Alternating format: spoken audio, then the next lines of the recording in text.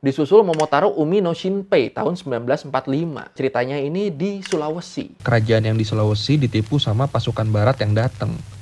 Awalnya cuma berdagang, lama-kelamaan tahu-tahu seenaknya bilang, Abis bahas yang berat-berat kemarin tuh, sekarang kita bahas yang ringan-ringan dulu ya. Kita bahas sejarah anime, biar tuntas. Kan kemarin kita udah bahas sejarah manga. Manga. Ya udah kalau gitu ayo kita bahas sejarah anime Jepang dan awal-awal anime ini masuk ke Indonesia di Learning by Googling. Anime ini pastinya bahasa serapan ya, dari bahasa Inggris animation. Orang Jepang terus bacanya animation. Jadinya sekarang anime doang. Dan banyak orang yang nyangka kalau anime pertama di dunia itu adalah Astro Boy. Padahal bukan. Terus apa dong yang pertama? Anime pertama yang tercatat dalam sejarah itu ternyata ada jauh sebelum Astro Boy. Tahun 1907 ada animasi pendek, gambarnya tuh anak kecil nulis kayak di papan tulis gitu, terus selesai nulis dia ngasih hormat pakai ngangkat topinya. Nah, animasi pendek ini dianggap sebagai anime pertama di dunia. Jauh kan tuh sama Astro Boy? Astro Boy tahun 1963, anime pendek ini tahun 1907.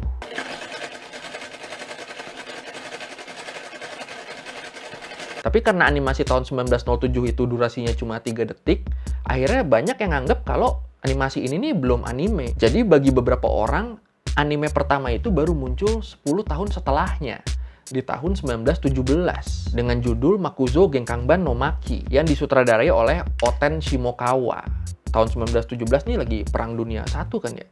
Terus Jepang udah rilis anime. Keren sih. Nah, anime Mokuzo ini walaupun durasinya cuma 8 menit, tapi Oten Shimokawa bilang kalau pengerjaannya membutuhkan waktu sampai 6 bulan. Di tahun yang sama, tanggal 30 Juni 1917, muncul anime lain berjudul Namakura Katana, karya Junichi Kouchi. Durasinya sekitar 4 menit, ceritanya tentang seorang samurai bodoh yang memakai pedang tumpul. Jadi cerita ini dia bingung kenapa pedang ini nggak bisa ngebelah apapun. Menarik ya ceritanya ya. Setahun kemudian, tahun 1918, muncul anime lagi, judulnya Urushima Taro, karya Seitaro Kitayama. Ceritanya nih based on cerita rakyat di Jepang tentang seorang nelayan dan seorang putri laut. Gimana tuh ceritanya? Jadi ceritanya ada nelayan namanya Taro lagi mancing. Bukannya dapat ikan, dia malah dapat penyu. Nah, akhirnya penyu ini dilepas sama dia. Beberapa hari kemudian, Taro ngeliat ada cewek yang ngedayung perahu sendirian gitu. Dan ternyata cewek ini adalah putri laut yang pengen berterima kasih ke Taro karena udah ngelepas penyu yang dia tangkep. Abis itu sebagai tanda terima kasih, si putri ini ngajak Taro untuk tinggal di istana laut. Dan Taro nerima ajakan itu. Ya, mantap sih tinggal di istana kan. Kaya raya. Tapi abis 3 tahun tinggal di istana laut, Taro ini bosen, dia kangen kampung halaman, pengen mudik. Akhirnya Taro pun mutusin buat pulang, dan sebelum pulang, si putri laut ini ngasih hadiah perpisahan ke Taro. Pas nyampe di kampung halaman, Taro kaget karena desanya udah nggak ada, dan dia dapat kabar kalau orang tuanya ternyata udah meninggal. Apa? Sambil sedih, Taro akhirnya ngebuka hadiah dari putri laut tadi. pas hadiahnya dibuka, Taro langsung berubah jadi kakek-kakek, jadi tua. Nah, yang ini yang versi cerita rakyatnya. Kalau yang versi animenya, yang anime tahun 1918-nya, pas keluar dari air, Taro udah langsung berubah jadi tua. Dapat ya sampai sini ya, pesan moralnya ya. Harta yang paling berharga adalah keluarga. Nah, berkat karya-karya mereka ini, akhirnya Oten Shimokawa, Junichi Kouchi, sama Seitaro Kitayama ini dianggap sebagai generasi pertama animator Jepang. Dan dianggap sebagai bapak anime. Masuk zaman Perang Dunia II, rilis film anime Momotaro no Umiwashi tahun 1943. Disusul Momotaro Umi no Shinpei tahun 1945, karya sutradara Mitsuya Seo. Film ini nih sebenarnya film propaganda, pesanannya Departemen Angkatan Laut Jepang. Wah, pesanannya Merin. Momotaro Umi no Shinpei ini durasinya sekitar 74 menit dan setting ceritanya ini di Sulawesi. Bercerita tentang penjajahan Jepang tapi versi propaganda mereka. Ada gerakan 3A-nya tuh jangan-jangan. Jadi di sini ceritanya kerajaan yang di Sulawesi ditipu sama pasukan barat yang datang. Awalnya cuma berdagang, lama-kelamaan tahu-tahu seenaknya bilang,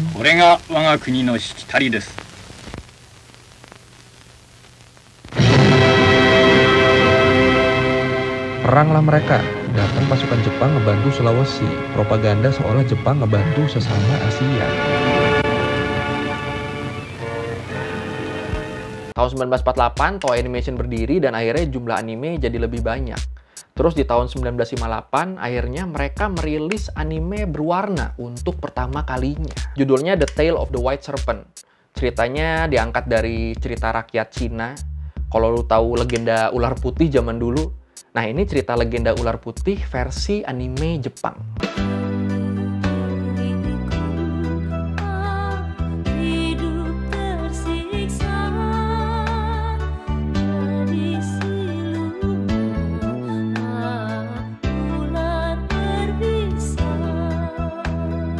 Tahun 1963 anime Astro Boy rilis dan makin populer lah anime di dunia abis itu. Dan Astro Boy ini ternyata adalah anime pertama yang didubbing ulang ke bahasa Inggris. Biasanya sih kalau didubbing ulang ke bahasa Inggris kan jadi jelek ya. No doubt. Yeah, dig it. Di Indonesia sendiri anime pertama kali masuk itu sekitar tahun 1970-an. Tayang di TVRI, judulnya Wanpaku Omukashi Kumu Kumu. Opo iki? Habis itu seiring bermunculannya TV-TV swasta di Indonesia ya makin banyak yang nayangin anime. Yang paling legendaris pastinya di RCTI, Doraemon. Terus ada Remy.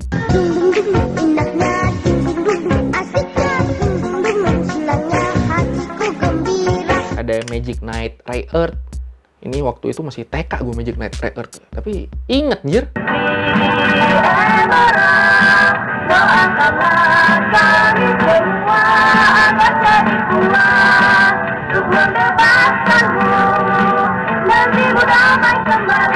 Tahun 1995 Indosiar berdiri, terus mereka juga banyak nayangin anime. Dari yang terkenal kayak Dragon Ball, Sailor Moon, sampai yang biasa aja kayak Wedding Peach. Tapi gue nggak tahu kenapa sampai sekarang openingnya Wedding Peach itu nempel di kepala gue. Apal gue. Impian yang indah, hayalan yang tinggi, kabulkanlah wedding dress. Anjir, aneh banget gue anjir.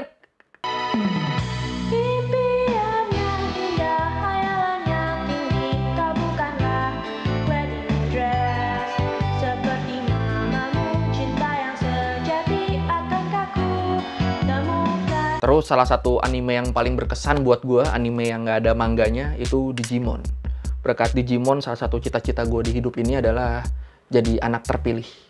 Selain jadi bajak laut pastinya ya. Terus SCTV juga sempat rutin nih nayangin anime tiap sore. Yang paling legendaris pastinya Rurouni Kenshin kan. Tapi di SCTV berubah judulnya jadi Samurai X. Terus abis itu ada TV7 kalau lu inget.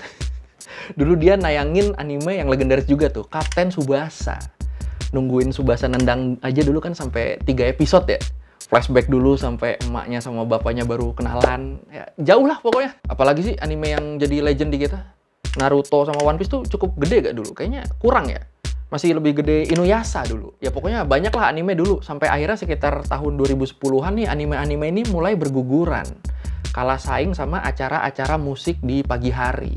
Mulai hilang harapan tuh kita tuh. Kalau dulu kan kita hilang harapannya jarang-jarang ya. Baru hilang harapan kalau ada pertandingan tinju. Nah, rebutan dulu sana sama bapak lu tuh. Lawan tuh bapak lu tuh.